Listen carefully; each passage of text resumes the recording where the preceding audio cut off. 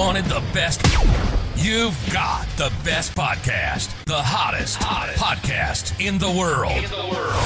The Chris Voss Show, the preeminent podcast with guests so smart you may experience serious brain bleed. Get ready. Strap yourself in. Keep your hands, arms, and legs inside the vehicle at all times, because you're about to go on a monster education roller coaster with your brain. Now, here's your host, Chris Voss. Hi, folks. Chris Voss here from the ChrisVossShow.com, the ChrisVossShow.com. Hey, we're coming here with another great podcast. Oh, my gosh. Who saw that coming? Make sure you go and listen to all the podcasts that are on the Chris Voss Show. It's approaching about 1,000 episodes that are up there. I think there's a couple more 100 to go or something like that, but definitely download them. Check them out. Listen to them. You know, you've still got time in this whole lockdown thing we're doing. It's 2021 if you're catching up on this later. But you still got time to, just to tell your boss that you don't want to come into work anymore, at least not for several months, because you want to listen to the Chris Voss Show. You've got the better important things to do. Just pull that whole Office Space or whatever movie with them. Say, yeah, I don't really have time for that right now, boss. I'm listening to the Chris Voss Show. To see the brilliant authors and books that we have on the show, go to youtube.com/Chris Voss, hit the bell notification button. Go to Goodreads, LinkedIn, Facebook, all the different places you can find us, even on the TikTok where the kids are at. You can find us over there, see all the wonderful things we're doing and all the amazing authors we're interviewing, and goodreads.com/Chris Voss. Today, once again, we put in the Google machine and said, bring us brilliant authors, and the Google machine delivered. They have delivered a wonderful author to us. She's written a number of books that are quite amazing. And this episode is brought to you by a sponsor, ifi-audio.com, and their micro iDSD signature. It's a top-of-the-range desktop transportable DAC and headphone app that will supercharge your headphones. It has 2 brown burr DAC chips in it and will decode high-res audio and MQA files. We're using it in the studio right now. I've loved my experience with it so far. It just makes everything sound so much more richer and better and takes things to the next level. IFI Audio is an award-winning audio tech company with one aim in mind: to improve your music enjoyment of quality sound, eradicate noise, distortion, and hiss from your listening experience. Check out their new incredible lineup of DACs and audio enhancement devices at ifi-audio.com. Her new book that's coming out, Midnight Meditations, Calm Your Thoughts, Still Your Body, and Return to Sleep. This book is going to be coming out on June, if I can get my computer to work with me, or June 8th. Courtney E. Ackerman is her name. She's the author who's going to be talking to us today about her beautiful book. And also, guess what? She is the author of several books on positive psychology topics, including My Pocket Meditations for Self-Compassion, My Pocket Positivity, the illustrated book of mindful meditations for mindless moments. Her early travels sparked her interest in learning about human nature at a young age. This interest led her to Claremont Graduate University, where she earned her master's degree in positive psychology and program evaluation. She works as a researcher and survey consultant in California. She enjoys traveling, spending times with her dogs, sampling beer at nearby breweries, and playing board games or video games to de-stress. And would you know, she's on the show with us today. Welcome to the show, Courtney. How are you?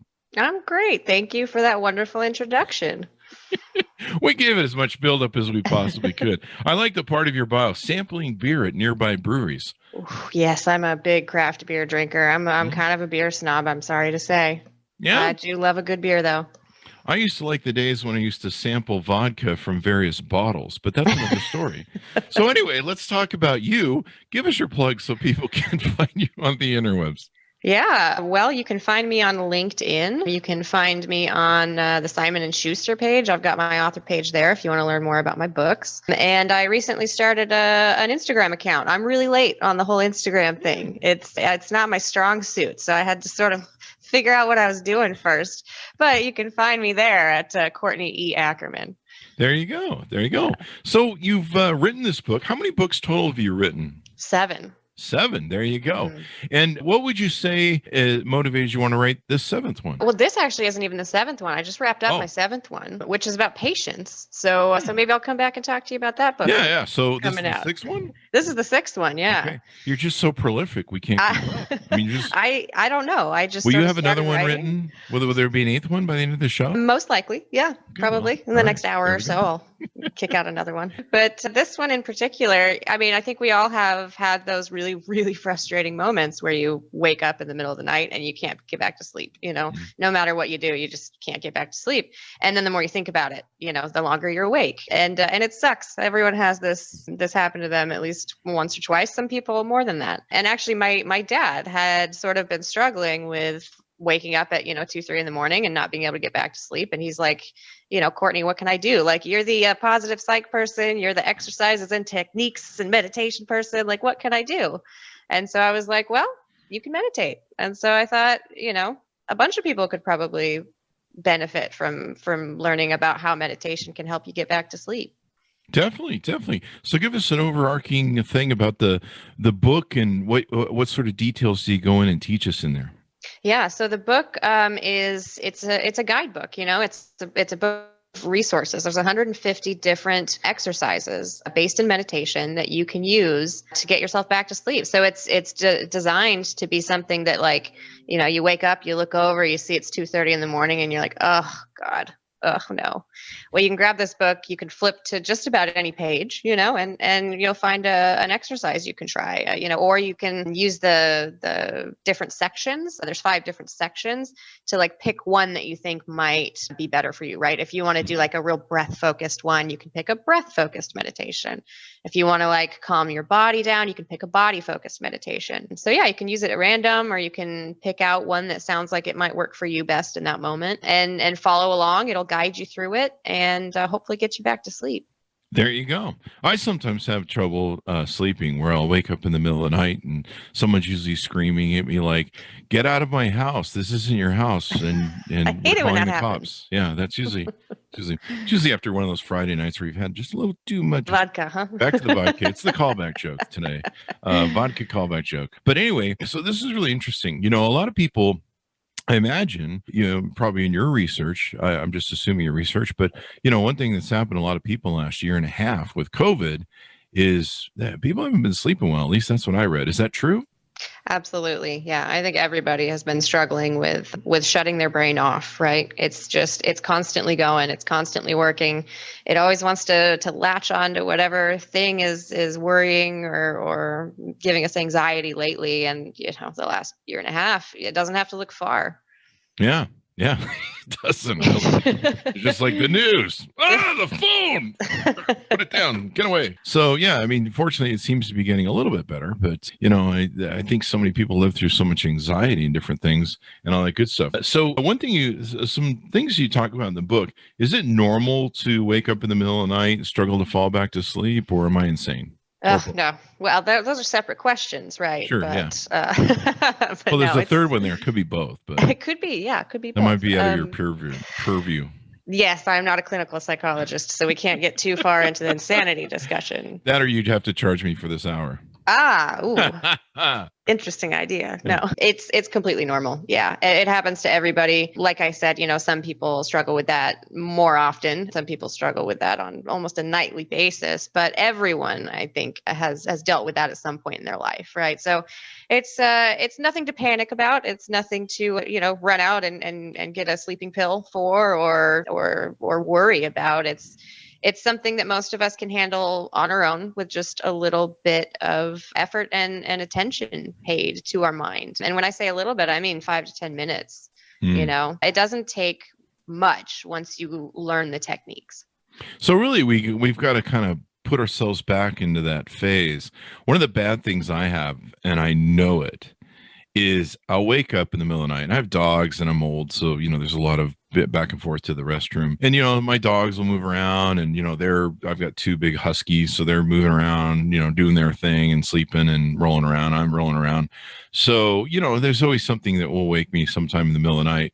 And I know that I have this really bad habit. You're just like, maybe if I look at some news or I read Facebook and look at my phone, that maybe I'll fall back asleep.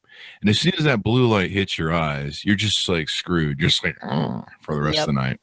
Yeah. That's definitely where our minds go, and still mine.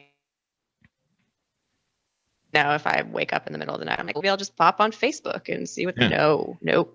I have to remind myself that I know that that's not going to work, right? Of all people, like I should know, but I still get that urge to look at the phone, and I try really hard now to just not even touch it, right? Just leave it where it is. Yeah. And speaking of blue light, I have that blue light filter on after like 10 p.m. So it filters it out, but still, like, the answer is not in the phone for sure.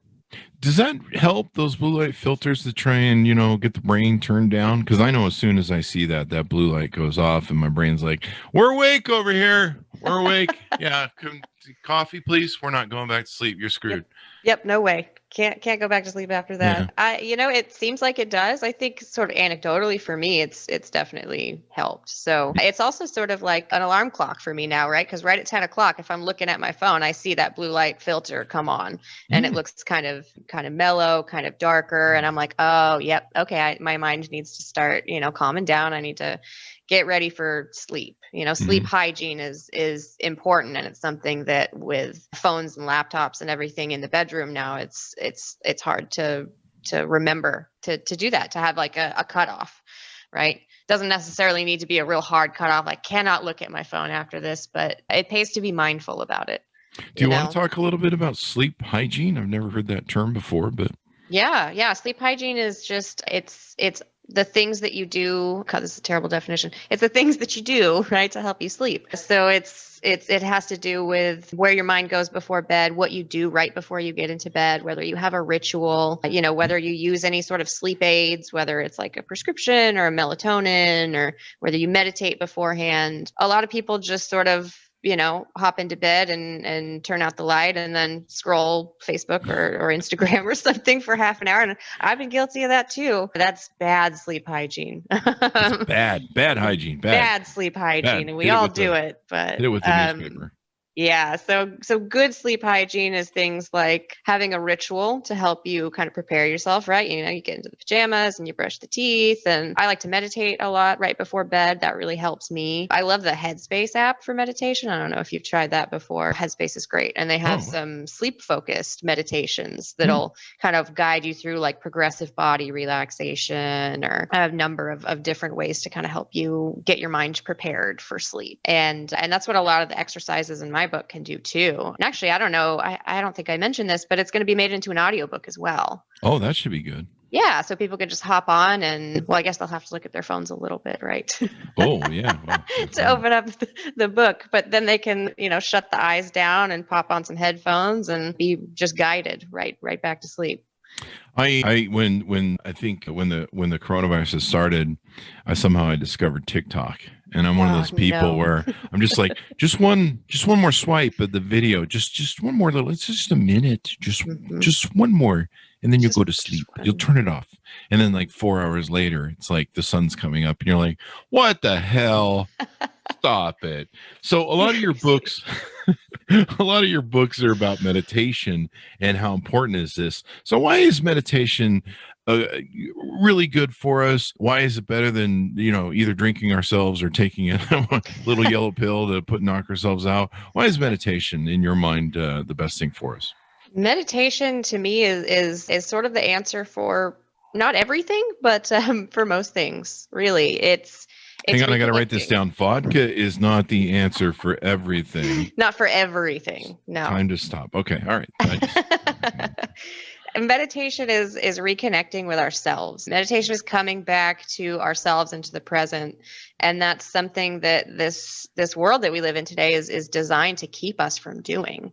Mm-hmm. Like we're so focused on either looking back at the past or about what's coming ahead, what's next for us, about what we want, about what we hope for, about, things we want to buy and places we want to go and people we want to see. And we just spend so little time being truly present. Mm. You know, we're not present when we're scrolling through social media. We're not present when we're checking our emails or when we're, binging the new Netflix series. And, none of those are bad things, but meditation is sort of to provide some balance to that, is to check back in with yourself in the moment, be present, and it naturally just leads to more gratitude, which is sort of a foundational practice as well. That's pretty awesome. I got familiar with the being present with Eckhart Tolle because I was having a really hard problem, just being present. And so, yeah, that makes a lot of sense. I should probably think about that when I'm trying to sleep more and meditate about being present. Sometimes I'm really lucky and I can kind of be in some sort of peaceful state where I guess maybe I'm just really tired. But a lot of times, like especially in winter, my dogs will curl up against me, or if they know I'm kind of worried or stressed about something, my dogs will curl up against me and I'll just pet them until I fall asleep. And it's really, there's something just relaxing about that. And that's usually when I achieve my best being present. And so maybe you just have to look for things like that to, just try and be in the moment, I guess. Absolutely. Yeah, we're real good at not being in the moment and not appreciating, what we're doing when we're doing it. And it's often the little things, I have a dog as well, and she's my best friend. So those moments when she, rare moments when she curls up on my lap, I stop what I'm doing and I just check in. And I just enjoy it because, especially with dogs, like the great tragedy is that they don't live as long as us. Mm-hmm. So it is such a short time that we're able to have their friendship. So I try to just cherish every moment that I get with her. She's 12 now. So it's like becoming more and more important all the time, like to just soak it in and to be present and to sit in that love, that unconditional love that they give us. Yeah, I mean they're just so amazing, and yeah, it's so important. Now, what do you do? Because asking for a friend who has a lot of girlfriends that have complained about him, if you're a snorer. Oh boy, that's a tough question. That's a little. How do you meditate through that? I'm gonna have to go back and say this is one of those few things that meditation isn't necessarily the answer for. I don't think vodka is either, though. Yeah, well, that's to be clear. Sure. I'm not sure what vodka is good for, other than I don't know. Celebration. Oh yeah, in small amounts, please. In small. So nothing, no meditation principles for heavy snorers then, or not that I know of. Maybe that'll be my next book, Meditation for Snorers. I find that sometimes just putting a pillow over their face and holding it there until they stop snoring, that might be I don't know. I haven't tried it yet, but I mean, there's some inherent risk to that one, but I can see it working. Yeah. Is it for me or for them? Both, I think. Both? Yeah. Okay. More immediately for them, but it depends on if you get caught. But that's what Yes. I'm asking for a friend. There's nothing buried in my backyard. I just want to make for a friend. I think if anything, people want to put me in the yard because of the snoring. But I snore in a beautiful way. It's kind of funny. I actually had one girlfriend whose father used to snore like a bear, like the whole house would shake when her father snored. And so actually, when she met me, she was in heaven because there was some sort of meditative quality to her father being in the house. She just gotten used to it. So that's what I just need to do. I just need to add that to my Tinder profile and I'll be fine. See, I think that's just an indicator of how good humans are at acclimating to things. Yeah, so there's that. It's maybe that's what I'll tell my girlfriends. I'll be like, just think of it as a meditation. There's a pattern there of snoring. Yeah. In breath, out breath. Yeah. And they usually tell me, well, I'll meditate here, or I'll meditate back at my house and you meditate here. And what's the misconception about meditation that it's just thinking about nothing? Tell us about what that's about. Yeah, that's a big misconception. And I hear it so often is like, oh man, I can't sit and think about nothing. I especially hear that from women, because that's sort of the big joke is that men are able to think about nothing, but it's not sitting and thinking about nothing. It's just returning to the present. It's just focusing in, right? It's not sitting and having a completely blank mind and, all black. It's taking those thoughts as they come, and instead of becoming attached and following them, it's letting them go, right? Yeah. So one of the exercises is basically letting your mind be the sky and the thoughts are clouds. And so what you're doing is cloud watching, right? You're not trying to not see any of the clouds and pretend that there's no clouds. You're seeing the clouds as they come and you're going, oh, look, a cloud. And it's the same for that meditation practice. It's like, oh, look, there's a thought. and then you let it go by instead of grabbing onto it and following it and getting anxious or looking to the future or thinking about this or, what do I have to do tomorrow? It's just going, that's a thought, letting it go. And then, I like that. Hey, another one will pop up. Oh, that's another thought. And then you let it go. I'm picturing that in my head. Yeah, it's thoughts as things that happen to us and that are not us. We are not our thoughts, right? We're the person experiencing our thoughts. So we don't need to let them consume us, let them overtake us. That's what meditation is all about, is separating yourself and being able to just sort of sit and watch your thoughts go by. Sometimes I scream at them, hey, where's that thought going?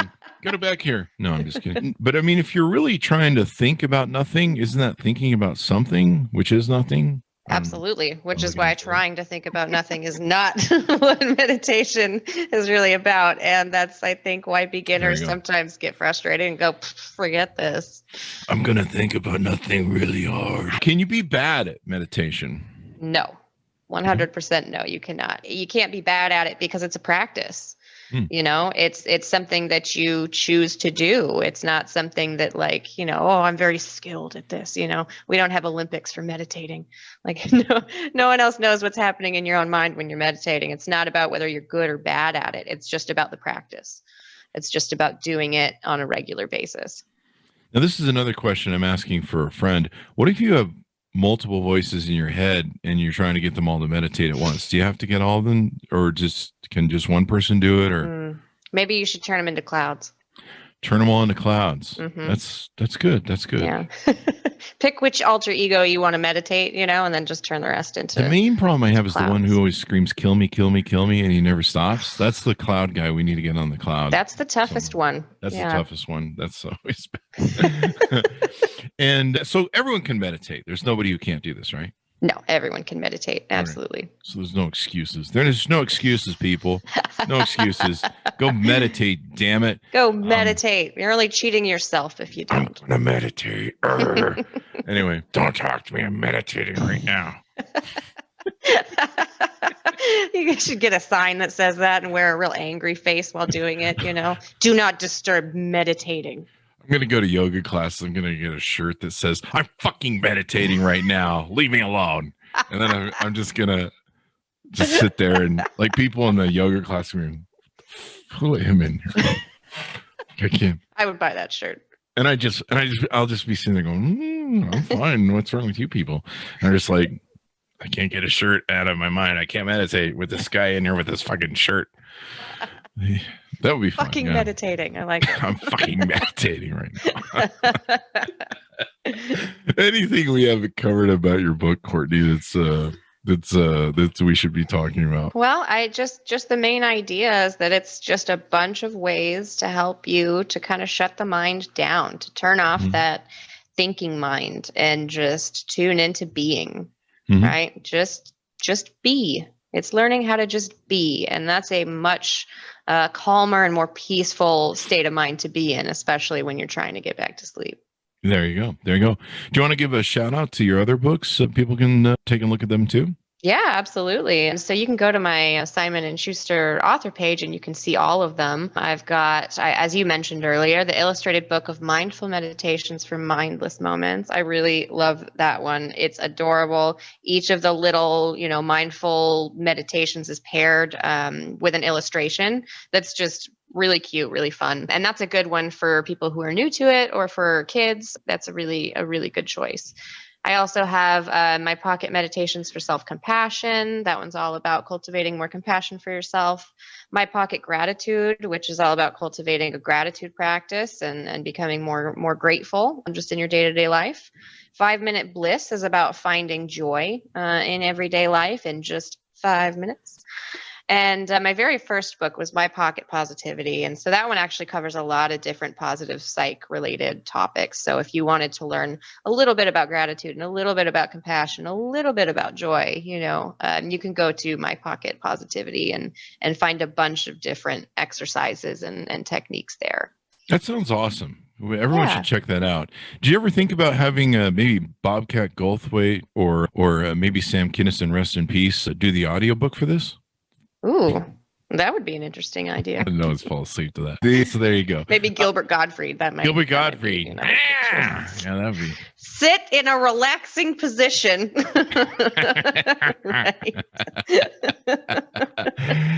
This one time. Anyway, it's been wonderful to have you on the show, Courtney, and definitely funny. Give us your plugs so people can order the book and learn more about you.